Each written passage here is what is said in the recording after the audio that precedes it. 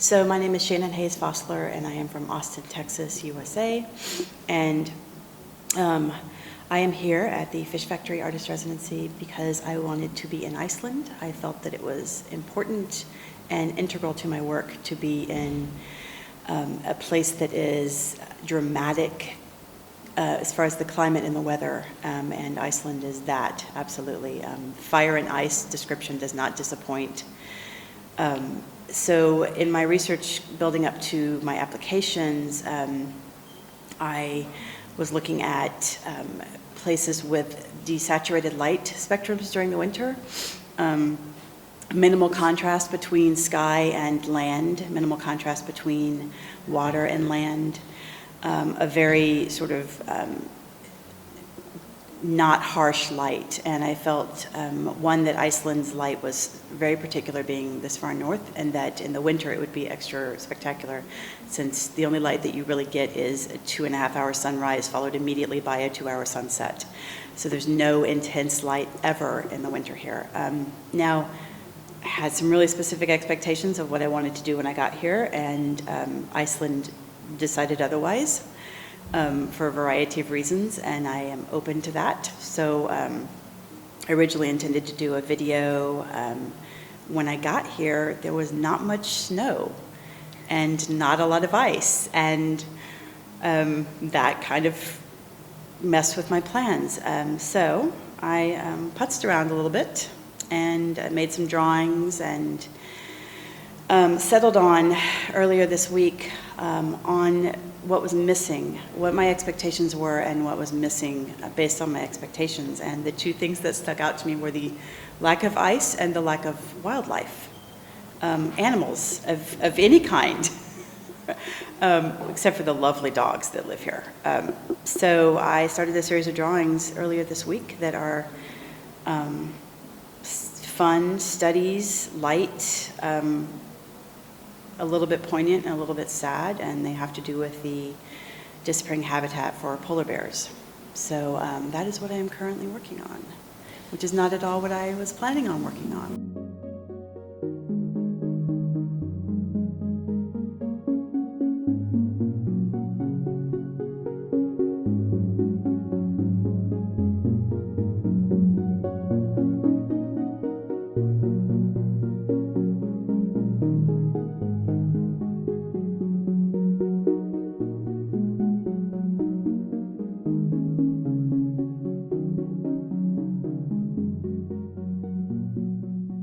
I was talking to Rosa about the weather in the winters over the last several years, and she said that it has been getting increasingly warmer, and there has been less harsh winters over the last couple of years. I find that hard to not relate to climate change. Iceland does not have any polar bears. They are not native to Iceland, so I wasn't expecting to see polar bears. But for me, I think with many people, the thing that shifted my work has always been about water and water resources, but it was about flooding and it was about droughts in the States for a very long time. And then when the movie Inconvenient Truth came out, there was that image of the starving polar bear on the piece of ice, and I still have that in the front of my mind every single day, and I was very affected by that. So as my colleague Amy says, I have been dancing around the issue of the polar bears for a long time, and my work has just related to the ice and the glaciers and the recession of the glaciers and the disappearing of the ice without actually ever showing a polar bear, physically showing a polar bear. So I feel that these works are a bit didactic, but I'm honoring that is where I am right now, and that they will translate into something that is more subtle and maybe less obvious eventually, but right now this is where I need to be. The process. Yes, exactly.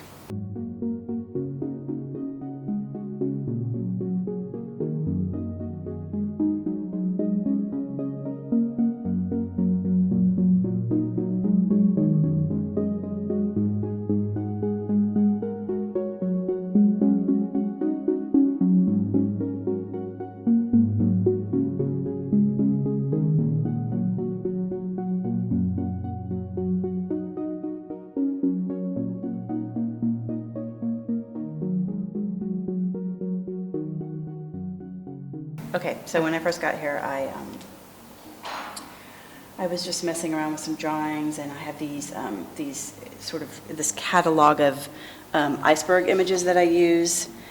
I repeat them over and over again in various ways, really looking for a formal sense of presence and absence, something that is there but disappearing or not there, something that is tangible but intangible. And this is pretty much what my paintings look like back in the States, so it was kind of repetitive for me. I also do these very minimal drawings that are literally trying to erase away or wash away the ice with pencils.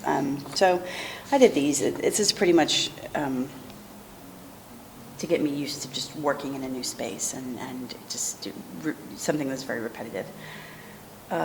So I worked on these, and there are several of these variations on the black paper. And then the other day, I just decided to do some, just to make something happen. I did these little, stupid little line drawings of these lonely little polar bears. They're very sad. Looks a little like Timmy. Yes. Contour drawings. Some of them are continuous contour using micron. And that one's big. So I did these, and then I decided that I wanted to juxtapose them with the icebergs. Now that I'm still trying to work out. I took advantage of Amy's sewing knowledge and began to sew 2 sheets of paper. Again, I work in a very literal, sort of obvious way before I get to a more subtle. So it's literally You're in the beginning of your process. Yeah. Trying to put together the ice and the polar bear, and using 2 separate sheets of paper, using minimal drawing technique, and literally sewing them together, literally putting them together in a physical way. So these I did yesterday. These little kind of studies of the polar bear and the iceberg, and I think from here I'm going to sew a whole bunch of paper together and start to play with scale. Maybe the polar bear is significantly smaller than the ice, or vice versa. Play with line weight. It's one of my favorite things. I'm going to use more line weight, and see where they go. Yeah. So yeah, that's about it.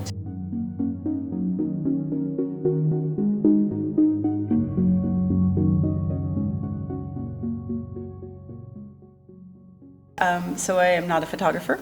I am taking all of these photographs are taken with the sophisticated camera that is my iPhone, which is perfectly satisfactory. And I see these photographs as a journal of my the light and the landscape in Iceland on a day-to-day basis. Changes minute by minute, changes hour by hour, changes day by day. So I'm trying to catch that in imagery so that I can have this catalog when I get home to work from. These are the images that were taken on the first day that I was here, the first full day that I was here. These are sunrise, and very minimal snow on these mountains, but the sky and the light really, really spectacular. This pink on these clouds is amazing. So pretty standard, and then the weather gets more interesting I think this was maybe day 3. These are not in order.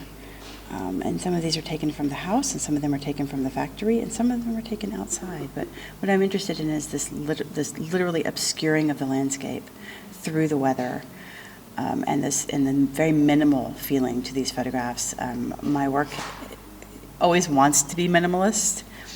It never ends up being minimalist, but it always seeks that minimalism. So in the evening, the light turned blue, which everybody had told me before I came here that Iceland was blue, and I didn't quite understand what that meant until I started to see this evening light. I also very much like the industrial feeling of the factory being on the docks, and some of that has been incredibly inspirational. This is a day that was really harsh. It was snowing and windy and hard to hold anything still. We had had a really great snowfall the day before. This is from the front of the house, looking in both directions. I love how the sky and the water are exactly the same color of blue. Yeah, these are some of my favorites. The ones with the awkward street light that is this very sort of surreal. This is my favorite time of day in the States, this twilight hour where the sun is setting and all of the artificial manufactured lights are super intense at this time of day, and I love that about that. That was a sunrise, and I took this one mostly because people did not think that the sun was intense here. It's pretty intense.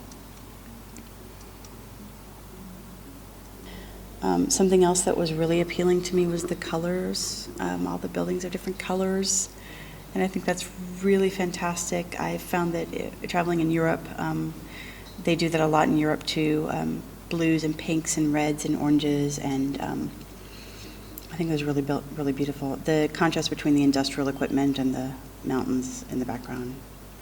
This thing I love. I would take this thing home with me if I could. It's like my favorite thing. And Amy Katerina and I were talking about why we're so drawn to this, and it's the idea again of a temporary structure of some sort that is just placed here for a specific purpose and then kind of abandoned.